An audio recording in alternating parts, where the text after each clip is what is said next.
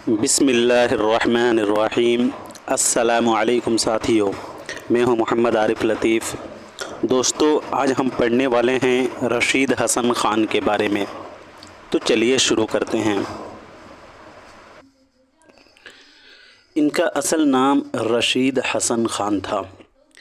رشید حسن خان کی پیدائش 1925 عیسوی کو شاہ جہاں پور میں ہوئی تھی اور وفات 2006 عیسوی کو شاہ جہاں پور میں ہی ہوئی تھی۔ ان کے والد کا نام امیر حسن تھا اور دادا کا علی حسن۔ رشید حسن خان کو خدائے تدوین بھی کہا جاتا ہے۔ یاد رہے کہ رشید حسن خان کو خدائے تدوین کہا جاتا ہے۔ رشید حسن خان نے ابتدائی تعلیم مدرسہ بحر العلوم میں حاصل کی تھی۔ رشید حسن خان کا تقرر شعبہ اردو دہلی یونیورسٹی میں بحیثیت research assistant professor Khwaja Ahmad Farooqui کے توسط سے 1959 عیسوی میں ہوا تھا۔ رشید حسن خان نے اپنی ادبی زندگی کا آغاز 1944 عیسوی میں کیا تھا۔ اب بات کر لیتے ہیں رشید حسن خان کی تصانیف کے بارے میں۔ انتخاب نظیر اکبر آبادی 1970، انتخاب شبلی، انتخاب مراسی انیس و دبیر، دیوان خواجہ میر درد، انتخاب ناسخ، انتخاب سودا، اردو املا۔ اردو املا رشید حسن خان کی اہم تصنیف ہے۔ اردو کیسے لکھیں، یہ بھی رشید حسن خان کی اہم تصنیف ہے۔ زبان اور قواعد، یہ بھی اہم تخلیق ہے۔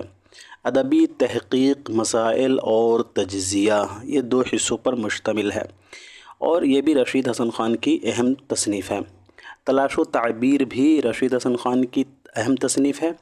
تنقیدی مضامین، رشید حسن خان نے فسانہ عجائب کو مرتب کیا ہے۔ باغ و بہار کو بھی رشید حسن خان نے مرتب کیا ہے۔ تفہیم 1993، یہ بھی رشید حسن خان کی اہم تخلیق ہے۔ تنقیدی اور یا تحقیقی مضامین پر ہے۔ اس کا موضوع جو ہے تنقیدی اور تحقیقی مضامین پر ہے تفہیم کا۔ انشاء اور تلفظ، یہ بھی رشید حسن خان کی اہم تخلیق ہے۔ عبارت کیسے لکھیں، یہ بھی اہم تخلیق ہے۔ انشائی غالب بھی رشید حسن خان کی اہم تخلیق ہے۔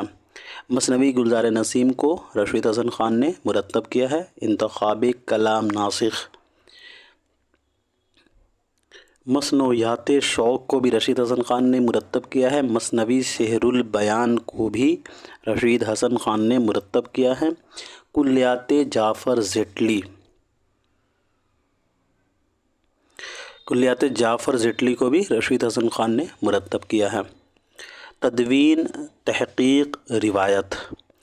مصطلحات ٹھگی، مصطلحات ٹھگی کو بھی رشید حسن خان نے مرتب کیا ہے۔ کلاسیکی ادب کی فرہنگ، اس کو بھی رشید حسن خان نے مرتب کیا ہے۔ تحقیق اور تدوین کے نقطۂ نظر سے ہمیشہ متن مصنف کی ملکیت رہتا ہے۔ یہ رشید حسن خان کا تحقیقی نظریہ ہے۔ تدوین دراصل تحقیق سے آگے کی منزل ہے۔ تعبیرات کو واقعہ نہیں کہا جا سکتا۔ رشید حسن خان کا تحقیقی نظریہ، تعبیرات کو واقعہ نہیں کہا جا سکتا۔ تعبیرات پر حقائق کا اطلاق نہیں کیا جا سکتا، یہ رشید حسن خان کا نظریہ ہے۔ تعبیرات پر حقائق کا اطلاق نہیں کیا جا سکتا۔ تحقیق ایک مسلسل عمل ہے۔ حقائق کی بازیافت تحقیق کا مقصد ہے۔ یہ رشید حسن خان کا اہم نظریہ ہے۔ حقائق کی بازیافت تحقیق کا مقصد ہے۔ تحقیق میں دعوے سند کے بغیر قابل قبول نہیں ہوتے اور سند کے لیے ضروری ہے کہ وہ قابل اعتماد ہو۔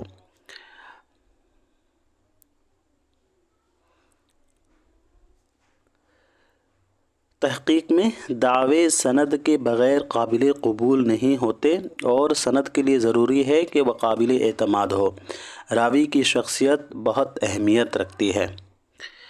ادبی تحقیق میں کسی امر کا وجود بطور واقعہ صحیح صورت میں متعین ہوگا جب اصول تحقیق کے مطابق اس کے متعلق معلومات ہوں گے۔ اردو میں تحقیقی کام کرنے والوں کو جن ماخذ سے استفادہ کرنا پڑتا ہے اس میں بیشتر فارسی میں ہیں۔ یہ سبھی نظریات جو ہیں رشید حسن خان کے ہیں اور یہ اہم بھی ہیں۔ دہلی ساہتیہ کلا پریشد ایوارڈ 1977 میں رشید حسن خان کو ملا تھا۔ یو پی اردو اکادمی ایوارڈ، یہ ایوارڈ 1978 میں رشید حسن خان کو ملا تھا۔ یو پی اردو اکادمی ایوارڈ۔ غالب ایوارڈ 1979 میں ملا تھا۔